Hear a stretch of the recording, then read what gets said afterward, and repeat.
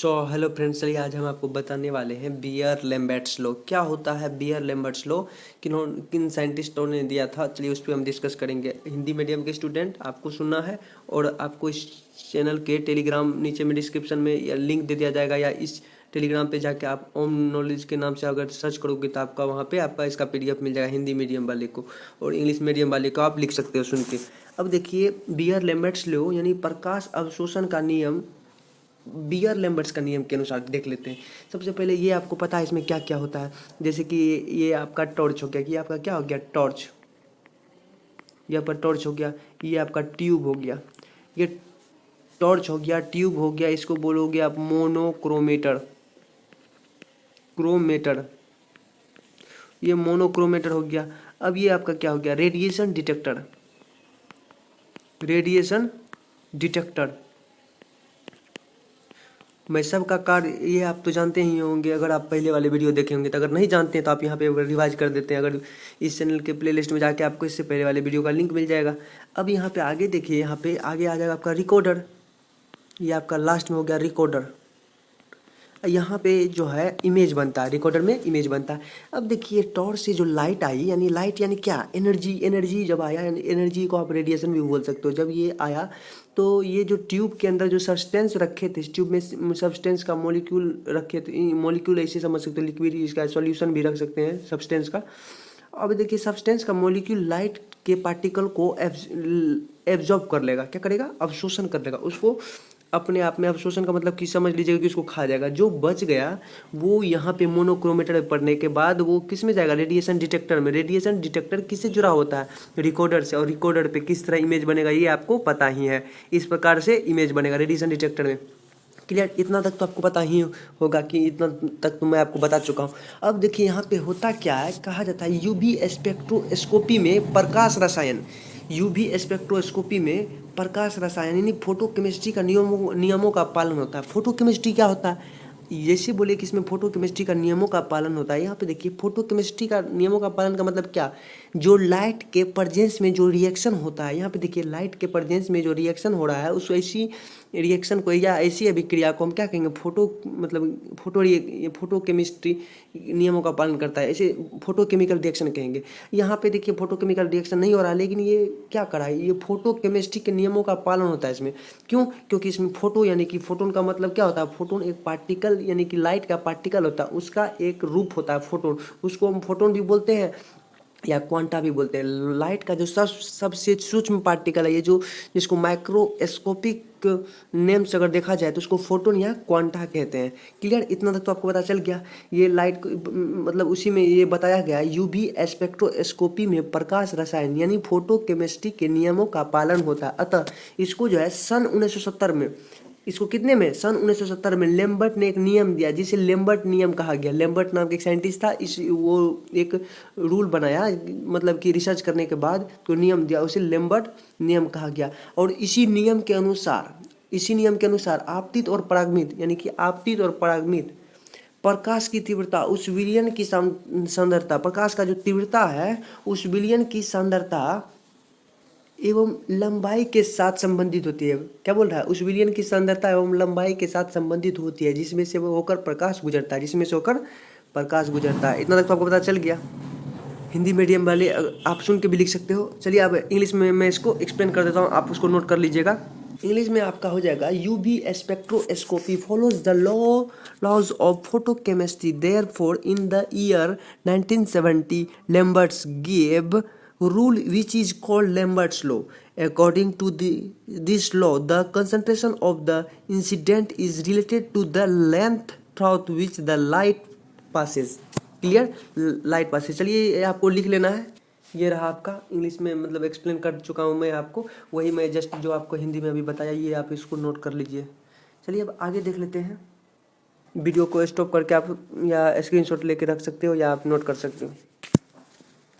अब यहाँ पे देखो क्या करा, the intensity of radiation entering the substance. यहाँ पे कहने का मतलब ये हो गया आपका, इसमें पदार्थ में इंटर करने वाली रेडिएशन की तीव्रता, ये जो लाइट आ रही है इसमें, ये लाइट जो आ रही है इसकी तीव्रता के बारे में कह रहा है। तो इसी के बारे में कह रहा है पदार्थ, यानी कि पदार्थ का मतलब क्या, ये इस ट्यूब के बारे में बोल रहा है, इस ट्यूब यानी मोलिक्यूल के बारे में, इसमें इंटर करने वाली, इस ट्यूब के अंदर इंटर करने वाली ये जो लाइट रूपी रेडिएशन आ रही है इसकी तीव्रता के बारे में यहाँ पे कह रहा है, यानी ये कह रहा the intensity of radiation entering the substance. क्या होगा, इसको हम आई आर से रिप्रेजेंट करते हैं, आई आर से, यहाँ पे लिखो आई आर। अब देखिए the intensity of radiation emanating from the substance. अब यहाँ पे देखो आप क्या करा, यहाँ पे मैं समझा देता हूँ इसको। यहाँ पे करा पदार्थ से बाहर निकलने वाले रेडिएशन की तीव्रता। यहाँ जो पदार्थ में जो रेडिएशन आई थी उसमें से एक रेडिएशन, कुछ रेडिएशन समथिंग जो ऑब्जर्व कर लिया मोलिक्यूल, जो बच गया वो किस में, मोनोक्रोमीटर के जरिए रेडिएशन डिटेक्टर में गया, रेडिएशन डिटेक्टर के जरिए रिकॉर्डर में गया, और इसकी तीव्रता के बारे में करा, इसकी तीव्रता के बारे में, ये जो बाहर गया यानी पदार्थ से बाहर जो गया, तो इसी के बारे में यहाँ पे कहा जा रहा है the intensity of radiation emanating from the substance. इसको हम आई एस से रिप्रेजेंट करते हैं, किससे, आई एस। अब देखिए आगे चलते हैं, यहाँ पे कहा the absorptivity is consider to be A then, यानी कि यदि अवशोषणांक को ए माने तो, if absorptivity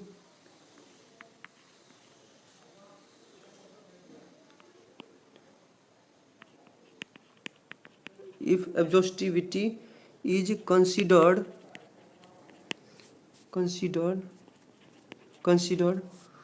to be a then, यानी कि यदि अवशोषणांक को ए माने तो, इसमें क्या हो गया, यदि, ये आप लिख सकते हो, यदि अवशोषणांक यानी absorptivity is consider to be A then, A माने तो, यदि अवशोषणांक को ए माने तो क्या हो जाएगा, ए बराबर हो जाएगा, अवशोषणांक ए हो गया यानी कि जो ऑब्जर्व कर रहा है, तो यहाँ पे हो जाएगा आई R upon I S, I R upon I S.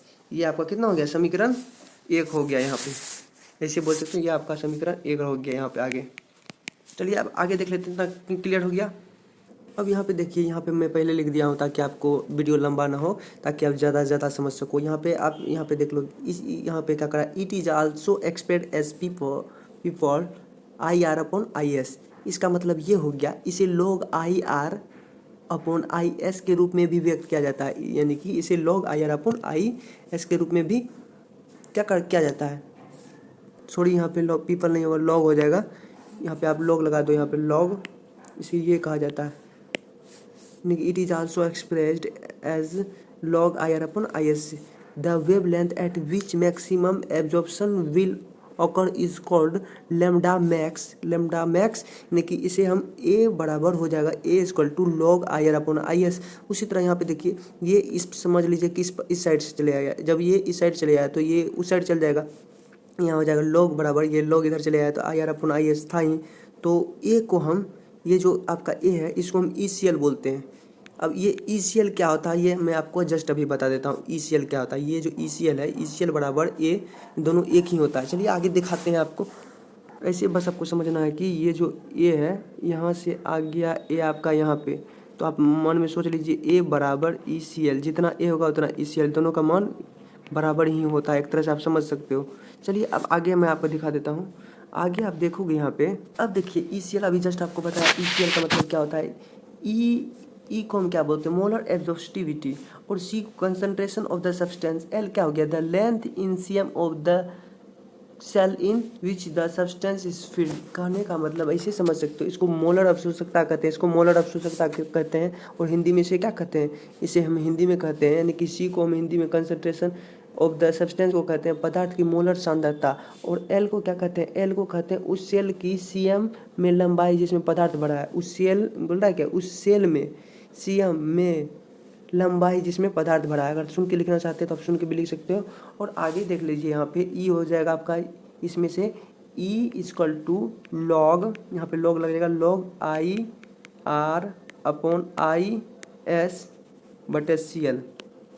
ये यहाँ ई यहाँ पे चले आया, ई यहाँ पे चले आया, और सी एल नीचे चले आया, तो समीकरण 3 हो जाएगा आपका क्या, जब ये हो गया तो समीकरण 3 हो जाएगा आपका। यहाँ पे देख लीजिए, आगे बता देता हूँ। समीकरण 3 हो जाएगा आपका E = A/CL।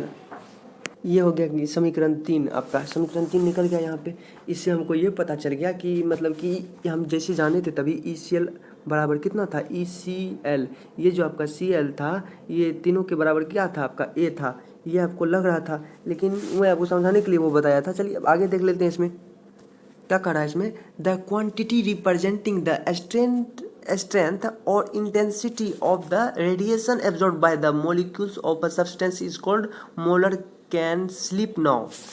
कहने का मतलब ये हो गया, मोलर अवशोषकता जो होता है यानी कि मोलर एब्जॉर्प्टिविटी होता है, क्या होता है मोलर एब्जॉर्प्टिविटी? वो होता है जैसे कि यहाँ पे आप दिखा देता हूँ आपको। मोलर एब्जॉर्प्टिविटी के बारे में बात कर रहे हैं। यहाँ पे देख लीजिए, ये सब्सटेंस का मॉलिक्यूल है, ये क्या कर रहा है, रेडिएशन को एब्जॉर्ब कर रहा है, उसी के बारे में बात कर रहे हैं। बता, अगर पूछा जाए कि मोलर एब्जॉर्प्टिविटी क्या होता है यानी मोलर अवशोषकता क्या होता है, तो बताओगे आप किसी पदार्थ के अणुओं द्वारा अवशोषित हुई, बोला किसी पदार्थ के अणुओं द्वारा, यानी कि ये पदार्थ के द्वारा, यानी कि कोई भी पदार्थ यहाँ ले सकते हो, किसी पदार्थ के अणुओं द्वारा अवशोषित हुई विकिरणों की सामर्थ्य, जो रेडिएशन की जो सामर्थ्य है उसको अवशोषण मतलब क्या कर रहा है, किसी पदार्थ की अणुओं द्वारा अवशोषित हुई विकिरणों की सामर्थ्य या तीव्रता को प्रदर्शित करने वाली मात्रा को क्या कहते हैं, मोलर अवशोषकता कहते हैं। क्या कहते हैं, मोलर अवशोषकता कहते हैं। इसी को मोलर अवशोषकता के जो यहाँ पे मैं आपको अभी जस्ट बता रहा हूँ कि मोलर अवशोषकता क्या होता है, ये बता रहा था। यानी कि द क्वांटिटी रिप्रेजेंट, यानी क्या बोलता है, the quantity representing the strength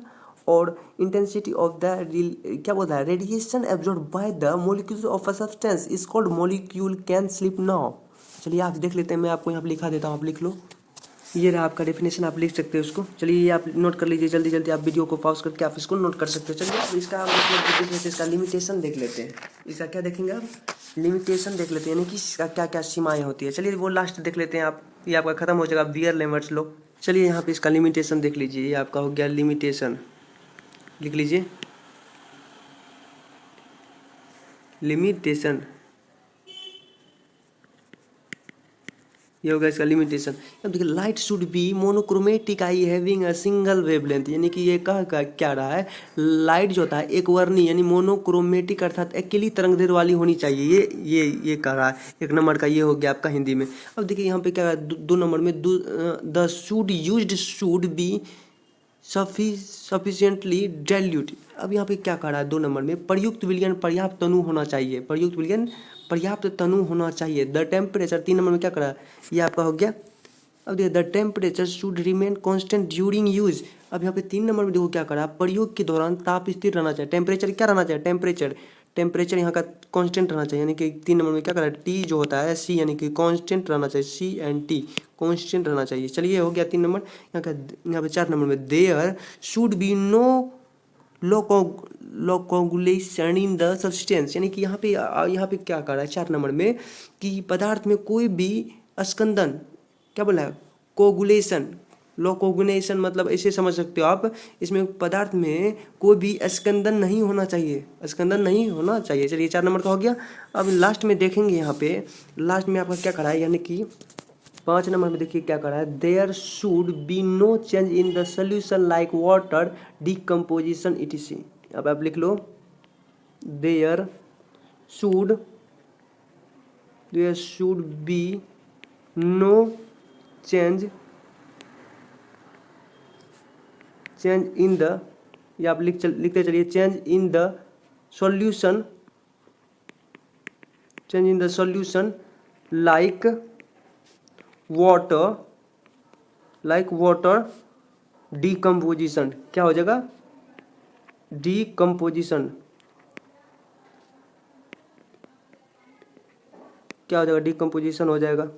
अब यहाँ पे क्या कह रहा है कि विलयन में जल अपघटन, यानी कि यहाँ पे 4-5 नंबर में विलयन जो होता है, यानी कि सॉल्यूशन में जल अपघटन आदि जैसा कोई परिवर्तन नहीं होना चाहिए। इसमें जल अपघटन आदि जैसा कोई भी परिवर्तन नहीं होना चाहिए, यानी कि आप इसको बोल सकते हो ऐसे करके, there should be no change in the solution like water decomposition. चलिए आज आपका लिमिटेशन भी समाप्त हो गया। आज बियर लिमिट्स लो आप जान गए। ये BSc second year and BSc third year के लिए बहुत इंपॉर्टेंट क्वेश्चन है। इस वीडियो के आप पूरे लास्ट तक अगर बने होंगे तो आपको निश्चित तौर पे ये समझ में आया होगा। अगर इस आपको थोड़ा सा समझने में आपको इससे रिलेटेड कुछ वीडियो चाहिए तो इस चैनल के प्ले लिस्ट में ये वीडियो आपको मिल जाएगा। चलिए आज का वीडियो हम यहीं समाप्त करते हैं। थैंक यू, धन्यवाद। फिर नेक्स्ट वीडियो में नेक्स्ट टॉपिक के साथ आएंगे। थैंक यू, धन्यवाद।